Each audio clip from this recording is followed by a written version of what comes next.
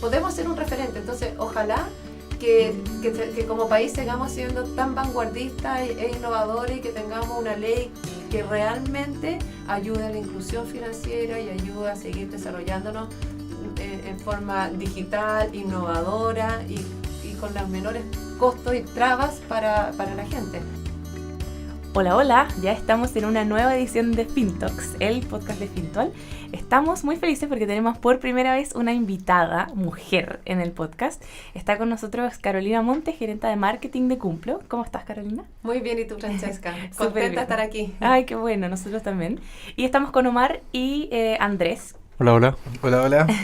Y bueno, invitamos a Carolina porque queremos saber en qué está Cumplo, por ejemplo, cómo es tu rol como gerente de marketing en una empresa fintech, y también porque Cumplo está en la asociación fintech. Entonces queremos saber un poco qué están haciendo allá y un poco de todo. Bueno, muchas gracias por la invitación.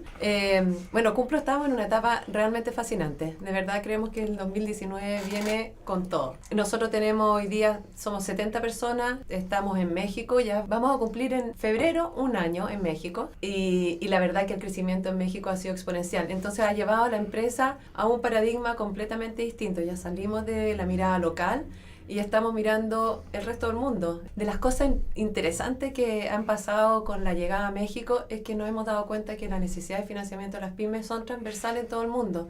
Son transversales en Perú, en Chile, en Colombia, por supuesto que en Latinoamérica porque tenemos muchas similitudes. Pero incluso si nos miramos algunos segmentos dentro de Estados Unidos, también hay necesidad de financiamiento, especialmente el financiamiento que nosotros buscamos entregar, que es el de permitir el crecimiento de las empresas. Entonces ha sido, yo creo que un punto de inflexión muy importante el recorrido que ha llevado Cumplo en estos últimos 2 años, en que pasamos de ser una empresa nueva, joven, a hoy día tener más de 70 personas, 80 incluyendo a México, en donde no hemos tenido que poner pantalones largos. Oye, ¿cómo se enfrenta ese crecimiento? ¿Cómo se plantean, ok, vamos a crecer, no sé, en empleados, digo, no sé, un 100% este año? ¿Cómo se organiza eso? Debe ser muy difícil, me imagino. Los desafíos, bueno, a medida que la empresa ha ido creciendo, hemos ido teniendo distintas necesidades, mayor necesidad de coordinación, mayores desafíos para poder enfrentarlo en términos de comunicación interna. Francesca, que es lo que a ti te toca ver, es distinto, ponerse de acuerdo entre 20 es distinto que ponerse de acuerdo no sé, entre 70 o llegando a 100 personas. Hay veces que uno no conoce al que llegó y necesidad. Uno de los grandes desafíos que hemos enfrentado es cómo mantenemos ese espíritu que formó la empresa, que los une a todos, lo que nosotros llamamos el espíritu Cumplo. ¿Cómo lo mantenemos cuando ya tiene a 70 personas que vienen de distintas industrias, con distintas necesidades, de distintas edades, y nivelar esa cancha para que estemos todos con el mismo foco, el mismo propósito y no se pierda esa fuerza con la cual se inició la empresa? Claro. Yo diría que ese ha sido un desafío grande. Hoy día ya tenemos un gerente de recursos humanos que nos ayuda a contratar y, por supuesto, hacer ese filtro, no solamente buscar la habilidad y las competencias que necesitamos dependiendo del área para la cual se busque, sino que también que tenga ese saborcito, ese espíritu que nos caracteriza. La cultura de Cumplo. La cultura de Cumplo. El espíritu Cumplo. Y dentro de nuestros valores, por ejemplo, el valor de la transparencia, la simpleza, el trabajo bien hecho, porque eso es lo que nos mueve, también se tiene que ver reflejado. No buscamos a alguien que esté sentado ahí haciendo el trabajo, sino que de verdad pueda ser parte y comprometerse con nuestro propósito y que queremos de una sociedad más justa. ¿Y cómo hacen dentro de la empresa esparcir esos valores o comunicarlos?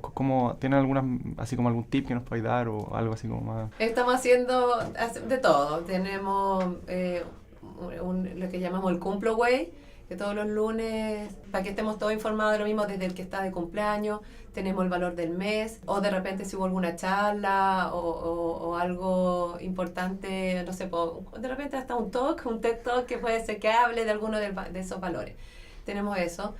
Hacemos hartas actividades colaborativas, desayuno, hemos hecho paseos de curso, paseos de curso. Nosotros también tenemos paseo de curso. Sí, convivencia, con papas fritas. Y uno que también que es súper importante, nosotros entregamos el premio Espíritu Cumplo, 2 veces al año. Yeah. Entonces, y se hace por votación de todos los cumplinos. Sí. No conocía ese término, los cumplinos. Oye, Carolina, ¿en qué está Cumplo ahora? Cuéntale a alguien que quizás no sabe todavía de Cumplo y que está escuchando. ¿En qué está? ¿Qué hacemos? Sí. ¿A qué nos dedicamos?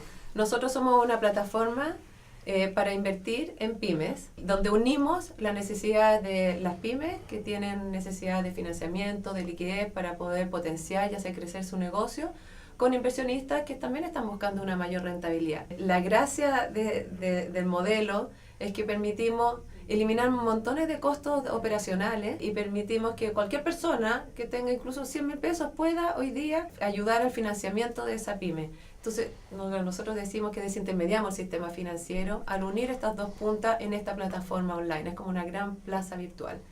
Esa es la esencia de nuestro negocio y el propósito detrás de eso, porque nace porque queremos de verdad abrirle oportunidades de crecimiento a los que necesitan capital, que hoy día enfrentan unas tasas altísimas de costo del financiamiento, y también personas que quieren invertir o ahorrar a una mejor tasa. Claro, Súper. y el nombre Cumplo, me imagino que porque ustedes garantizan que esa plata va a volver. O sea que Sí.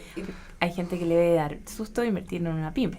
Invertir en una pyme, sí, y ahí hay, primero que nada, la plata no es de nosotros somos el facilitador en que permitimos que esta pyme con este inversionista se puedan encontrar, lo cual nos obliga a tener una mayor responsabilidad, porque a no ser yo el dueño de la plata no tengo cómo garantizar de que se va a hacer de vuelta, ¿no es cierto? Entonces nosotros tenemos una serie de procesos para mitigar ese tipo de dolores potencialmente para los inversionistas. Primero que nada tenemos un equipo de representantes comerciales. Nosotros hablamos representantes porque son las personas del área comercial que van a velar por esa pyme. Entonces, no solo la van a llevar a Cumplo, sino que también van a velar porque se cumplan los compromisos que se adquieren entre ambas partes, por un lado, y por otro lado también porque es el primer filtro para decir yo confío en ti. Pero tenemos otros elementos externos, ¿no es cierto? O internos dentro de la empresa, pero que van más allá de esta relación representante-pyme. Tenemos un equipo de riesgo que analiza a las pymes. Nosotros en todos los años ya que llevamos trabajando con pymes, hemos desarrollado un conocimiento súper importante de cómo evaluar a la pyme, cómo evaluar el riesgo de la pyme. Y ahí hay un tema súper interesante que vuelvo al tiro. Después tenemos un departamento de... Entonces, sí, el área de riesgo nos dice luz verde, sigue el proceso hacia adelante. Después tenemos un equipo de cobranza, un equipo grande, un call center que está llamando para cobrar las facturas que están comprometidas. Pero mucha gente cree que nosotros empezamos a cobrar cuando se vence el plazo de la factura. No, nosotros empezamos 15 días antes para estar preparados para recibir ese dinero y repartirlo a nuestros inversionistas. Entonces tenemos un equipo importante que está constantemente cerca a la pyme para poder ayudar a cumplir que lleva nuestro nombre. Bueno, y todo esto ocurre gracias a la plataforma, ¿no es cierto? Así que como está aquí Andrés, todo esto no sería posible sin tener un equipo de tecnología que nos ayude a cumplir cada una de estas fases. Volviendo a la parte de riesgo, bueno, la misma plataforma, no es solamente lo de riesgo, pero la misma plataforma, uno de los ejes fundamentales, uno de los valores de Cumplo es la transparencia. Y la plataforma es el espacio donde se da esa transparencia. ¿Por qué digo que es tan fascinante? Porque en el fondo cuando llega una pyme y nadie la conoce, es muy difícil prestar la plata. ¿Cómo yo genero un lazo de confianza entre Omar y yo si no nos conocemos, primera vez que nos vemos? Entonces, ¿qué pasa cuando una pyme empieza a solicitar dinero a través de nuestra plataforma? Empieza a generar un currículum, es como el LinkedIn de la pyme, decimos nosotros. Y es verdad, porque en el fondo va generando un historial donde se ve que es una pyme que solicita dinero, nos muestra quiénes son sus pagadores. Mientras más conocido el pagador, más fácil también es que generar esa confianza. Y por otro lado, vamos viendo cómo va cumpliendo. Entonces, ese historial de pago positivo es lo que le permite a la pyme ir generando la confianza entre el inversionista o nuestra red de inversionistas y él como empresa solicitante. ¿Y cuántas pymes han pasado? ¿Cuántas pymes tienen ahí registradas? Son más de 1.000 pymes. Más de 1.000. Y en promedio, ¿cómo es una pyme que pasa por Cumplo? ¿Cuán grande, cuán chica? ¿Tiene alguna idea de eso? Sí, nuestras pymes, la institución financiera les ha cerrado las puertas. Muchas de ellas no son grandes, pero nosotros sí les pedimos que tengan a lo menos 4 IVAs. De alguna manera nosotros tenemos que empezar a hacer ese análisis financiero para poder ver cómo está económicamente y las proyecciones que tiene la pyme. Entonces tiene que tener por lo menos 4 IVAs consecutivos, facturas sobre 1,5 millones, y nosotros te diría que tenemos pymes que van desde facturaciones de 5 millones en adelante. Ya, o sea, relativamente pequeñas. Pequeñas, pero tenemos pymes mucho más grandes, o sea, el espectro de las pymes, tenemos pymes que tienen mucho más empleados, que tienen varios años en el mercado. Yo te diría que lo impresionante que hemos visto nosotros, más allá del tamaño de la pyme, cómo vemos que crece la pyme. Pasan hartas cosas cuando pasa por la plataforma. Primero que nada, financieramente empieza a entender qué le pasa a su empresa cuando ordena sus flujos de financiamiento, sus flujos de caja. Claro. Entonces, empieza a entender, a educarse en términos financieros. Empieza a entender qué pasa cuando accede a una menor tasa. Cuando tú accedes a una menor tasa, te va quedando algún excedente para comprar otro activo. Entonces, tenemos pymes que llegaron a Cumplo con un camión, con un muy buen cliente, y que hoy día tiene 200 empleados, eran 5 originalmente. Esa persona se ponía todos los gorros de la empresa, iba y hacía la parte comercial, iba y hacía el cheque, iba al banco para no sé qué. Hoy día tiene 200 empleados, tiene una flota de camiones, tiene su cartera de clientes también diversificada. Eso es lo que nosotros vemos que pasa con las pymes. Nuestras pymes, por ejemplo, vemos que al cabo de 6 meses aproximadamente y en promedio, reduce su tasa de financiamiento en un 30%. Imagínate lo que significa eso en la última línea. Es un montón de plata. Sí, es un montón de plata. Entonces, el perfil de la pyme son empresas chicas, muchas veces tienen unas 3 alternativas de financiamiento en paralelo porque se les van copando las líneas de crédito, lo cual también es bueno, para nosotros también es deseable. Y van generando un historial que les permite crecer. ¿Y ustedes les hacen algún tipo de mentoría a las pymes? No le hacemos mentoría que tengan que pasar por un curso, pero sí nos interesa mucho el aprendizaje que puede hacer, el acompañamiento. Entonces tenemos el acompañamiento que le hace los representantes. Hemos hecho algunas actividades como los Cumplo Talks, que es parecido, estamos todas las mismas. Esto es más bien offline, pero donde se junta pymes con sus inversionistas y con parte de nuestro equipo, con algunos cumplinos, y se genera ese espacio donde pueden ver que otras pymes han tenido los mismos dolores, la mirada del inversionista, de la importancia, por ejemplo, de cumplir tus plazos de pago para poder generar ese historial positivo, en donde permite mirar las dos caras de la moneda. Claro. Entonces, sí tenemos espacios de educación y, de hecho, de educación no tan directa. El año pasado, eso sí, hicimos un piloto con iClass, donde impartimos 3 cursos que eran online, y de aquellos que los lograron terminar, porque esa sí es una dificultad gigantesca que tiene la pyme. La plata la quiere para ayer, está todo el tiempo sobredemandado de quehaceres, y el espacio para poder tener 5 minutos para poder leer y educarse les resulta un poco difícil, pero sí pasaron por este piloto unas 30 pymes, más de algunos hizo más de los 3 cursos, y aquellos que lo hicieron estaban fascinados. Así que ahí estamos desarrollando otras estrategias para ver cómo podemos seguir complementando. Pero sí, lo bonito es que, y eso sí que lo estamos midiendo, es que por el solo hecho de pasar por la plataforma y los distintos puntos de contacto que tiene con Cumplo, sí se van educando financieramente. Y eso es buenísimo. Precioso. Corrígeme si me equivoco, Cumplo partió como pionero de esto el 2011, ¿no? Sí. ¿Cómo partieron ahí y cómo ha cambiado a lo que son ahora? Entiendo que al principio partieron más con crédito, sí. peer-to-peer. Peer-to-peer, sí. El proyecto original era préstamos de persona a persona, por una inspiración del fundador, de Nico Shea, en donde él se dio cuenta que la persona que trabajaba por muchos años en la casa de su madre tenía una deuda que era 7 veces su sueldo y la tenía absolutamente acogotada. Entonces dijo, tiene que haber una manera distinta donde las personas puedan entender cuando piden un crédito consumo, en qué se están metiendo. Y también el no sobreendeudarse, y ahí surge esta idea. Lo que fue pasando con esa beta es que nosotros en Chile no tenemos ninguna manera de conocer el scoring positivo de las personas. Yo no tengo cómo medir el riesgo o tu capacidad de crédito o tu capacidad de pago como persona, por lo menos cuando partimos en esa época. Entonces, en todas partes hay personas buenas y malas, y se generaron algunas estafas también. Entonces, se migró el negocio a la pyme, que sigue teniendo exactamente las mismas necesidades que tenemos las personas, de financiamiento para poder crecer, para poder desarrollar otros proyectos. Quizás en este ámbito no es en lo personal, pero sí en lo empresarial. Y migramos ahí hacia las empresas, porque en las empresas podemos medir y cuantificar el riesgo implícito. ¿Quieren alguna vez volver al crowdlending, a este préstamo persona a persona? Nosotros seguimos estando en el crowdlending. Claro, pero de persona a persona. Peer-to-peer, sí, es un sueño. Yo creo que todavía tenemos que evolucionar como país para poder tener la capacidad de análisis del crédito.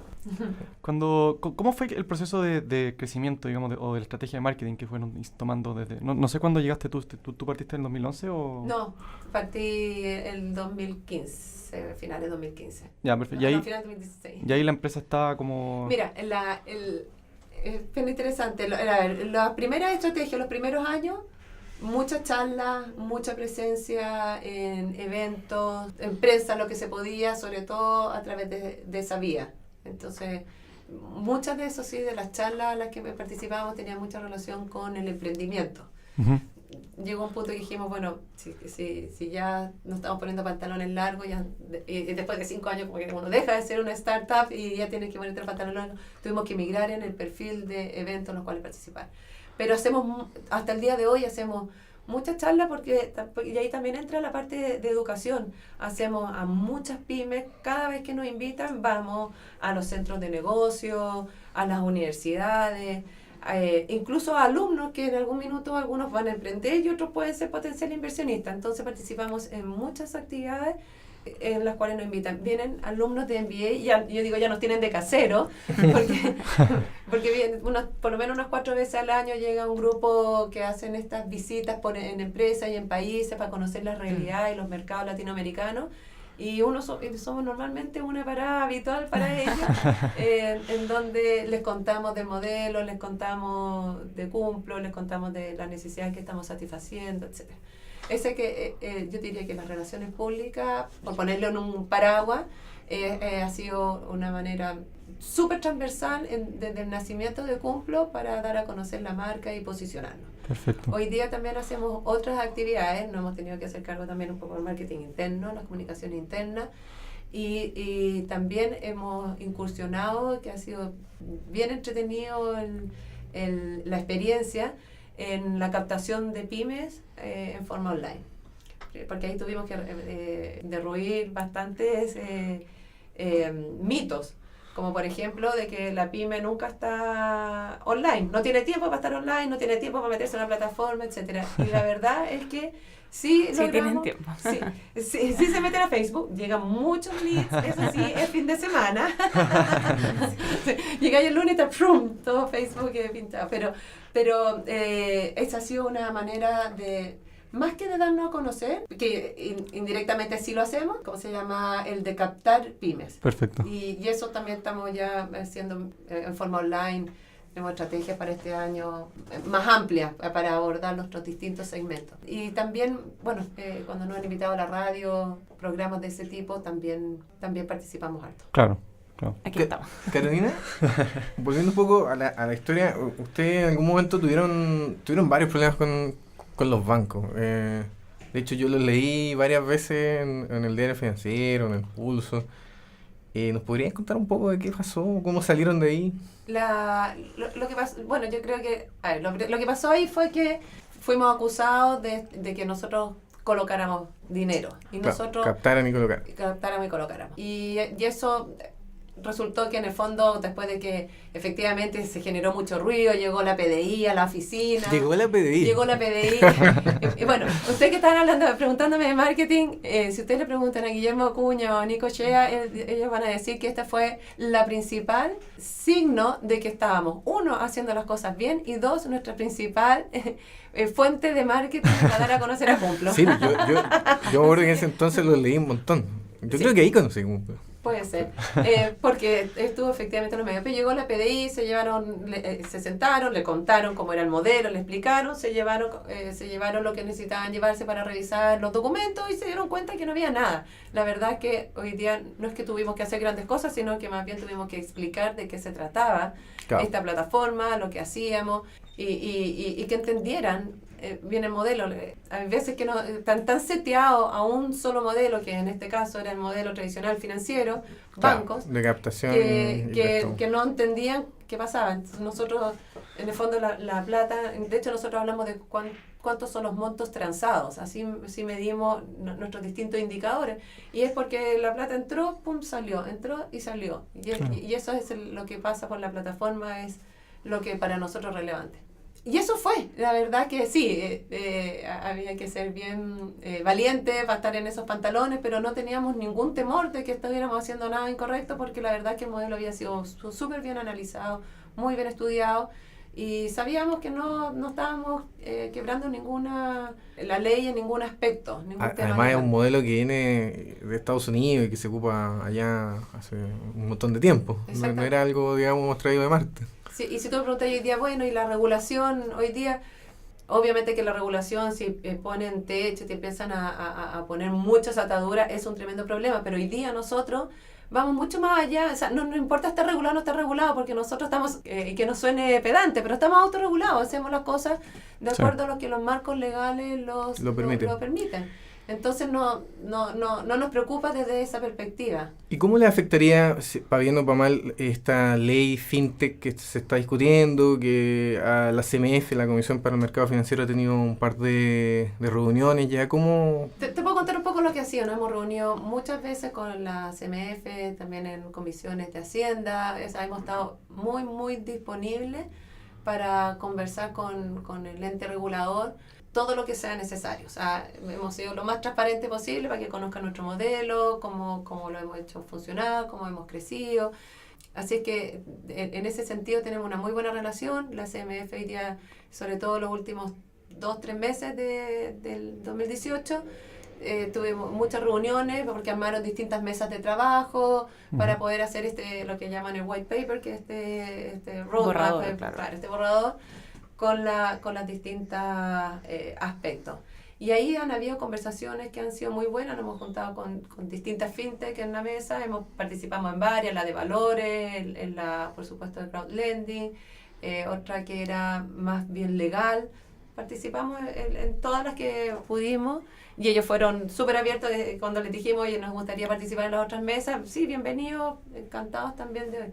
El trabajo ha sido, para los dos sentidos, yo diría que positivo.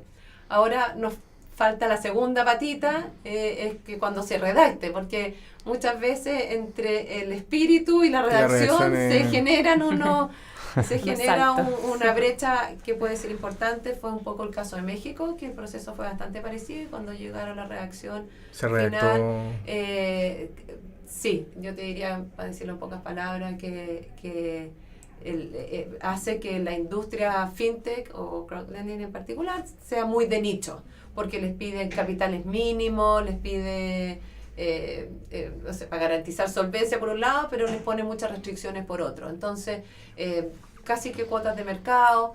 Entonces, esa es un poco la preocupación que hoy día tenemos, de que ojalá la regulación vaya en pos de favorecer a las pymes, de potenciar el desarrollo y el crecimiento, no solo de las pymes, sino que también del país, y ser un referente en la industria. O sea, hoy día somos un referente, el desarrollo que han tenido las fintech en Chile, y que se puede además trasladar a otros países de Latinoamérica.